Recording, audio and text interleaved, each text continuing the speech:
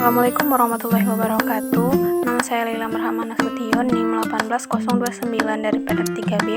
Saya akan menjelaskan tentang efek John Taylor dan laturan 18 elektron. Untuk aturan 18 elektron digunakan contoh TiCO4-2. Untuk menentukan aturan 18 elektronnya apakah memenuhi, maka pertama adalah untuk konfigurasikan jumlah atom fosfatnya. Konfigurasi dari TI adalah 3D2 4S2, dan untuk TI 2-, maka konfigurasinya adalah 3D 4 dan 4S2. Untuk metode A menggunakan jumlah TI yang telah ditambahkan dengan muatannya, dan untuk metode B menggunakan konfigurasi TI yang tidak ditambah dengan muatannya. Maka untuk metode A,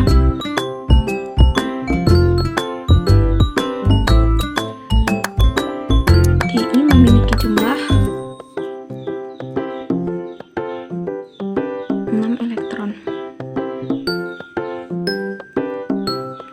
Dan untuk CO atau karbonil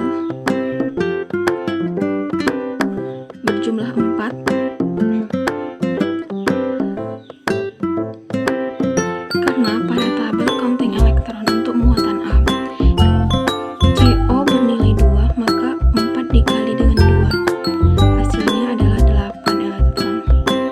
Maka jumlahkan jumlah TI dan CO, jika dijumlahkan akan menghasilkan 14 elektron. Dan untuk metode B, nilai jumlah TI adalah 4 elektron,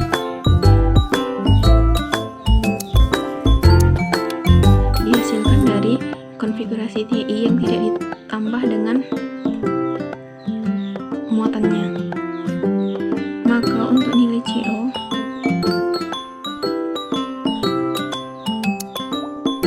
berjumlah 4 dikali dengan 2, maka hasilnya adalah 8 elektron. Dan charge-nya adalah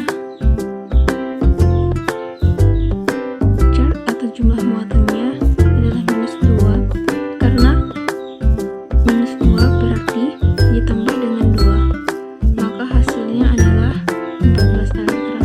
Maka dapat disimpulkan bahwa TI tidak memenuhi aturan 18 elektron. Untuk contoh kedua, pada penentuan aturan 18 elektron kita menggunakan contoh sebagai berikut. Pertama adalah menentukan konfigurasi dari Fe, di mana jumlah atom Fe adalah 26, maka konfigurasinya adalah Ar3D6 4S2. Dan untuk Fe2-, maka konfigurasinya adalah Ar4D6 3D6 4S0.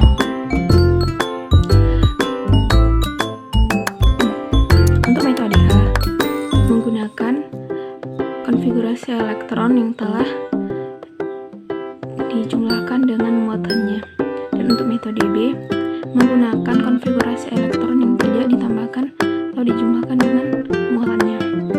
Maka metode A, jumlah dari Fe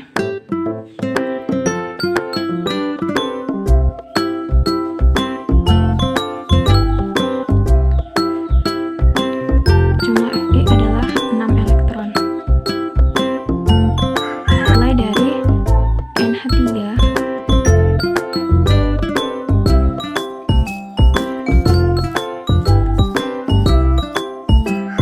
karena NH3 bernilai 2 dan dikalikan dengan 2, karena pada tabel counting elektron NH3 bernilai 2 untuk metode A, maka hasilnya adalah 4 elektron. Dan untuk karbonil atau CO berjumlah 4 dan dikalikan dengan 2 diperoleh dari tabel counting elektron pada metode A. Maka hasilnya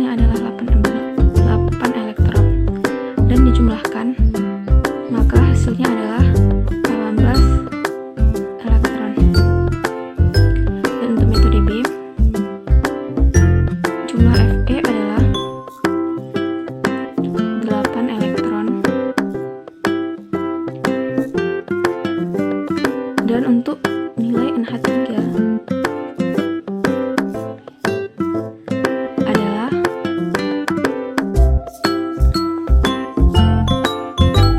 2 dikalikan dengan 2. 2 adalah jumlah dari NH3 berjumlah 2, dan dikalikan dengan 2 adalah jumlah NH3 dari tabel counting elektron untuk metode B. Maka hasilnya adalah 4 elektron.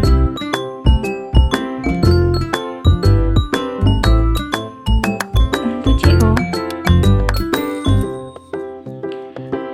CO berjumlah 4 dikalikan dengan 2, maka hasilnya adalah 8 elektron. Dan untuk charge-nya atau muatan,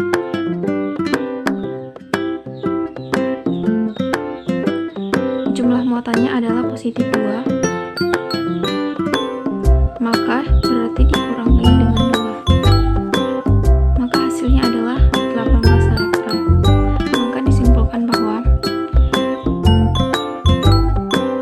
diamin tetrakarbonil ferat 2 memenuhi aturan 18 elektron. Efek John Taylor digunakan pada subkulit D, di mana subkulit D memiliki 5 suborbital. Sebagai contoh, menentukan efek John Taylor pada D1. D1 memiliki 1 elektron.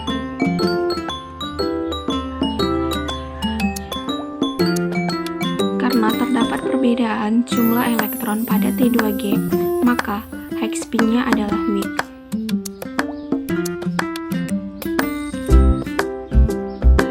Dan elektron pada T2G tidak bisa dipindahkan atau didorong ke subkulit lainnya, maka dan tidak ada perbedaan pada Eg, maka low spin-nya juga weak. Untuk efek John Taylor pada D2,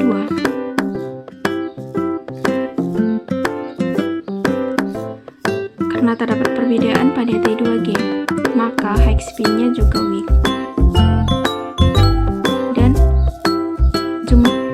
Dan elektron yang terdapat pada T2G tidak dapat didorong, maka low spin-nya juga weak karena tidak ada perbedaan pada Eg. Untuk efek John Taylor D3,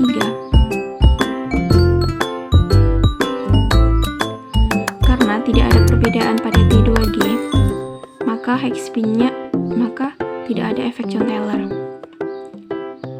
Dan elektron yang terdapat pada T2G tidak dapat didorong, maka Eg-nya tidak, low spin-nya juga tidak memiliki efek John Taylor karena tidak ada perubahan pada Eg. Kemudian untuk efek John Taylor pada D4, karena ada perubahan jumlah elektron pada Eg, maka Higgs-spin-nya adalah strong. Dan apabila ada elektron ligan kuat, maka elektron pada Eg akan terdorong menuju suborbital pertama pada T2G. Maka akan terdapat perbedaan pada T2G.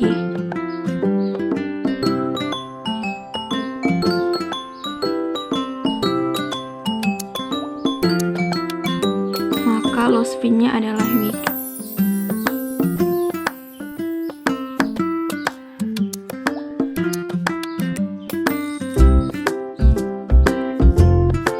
Untuk D5,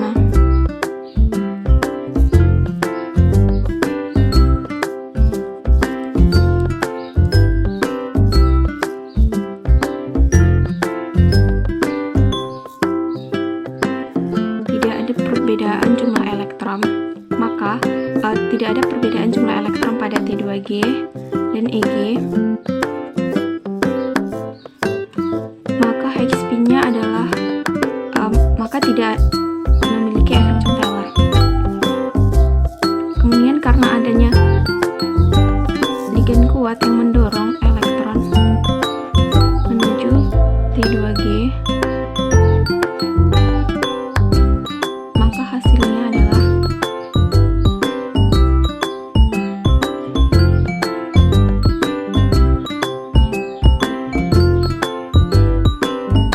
dan terdapat perbedaan jumlah elektron pada T2G, maka low spin-nya adalah weak. Begitu seterusnya untuk menentukan efek Jung-Taylor pada D6, D7, D8, dan D9. Demikian penjelasan saya. Assalamualaikum warahmatullahi wabarakatuh. Terima kasih.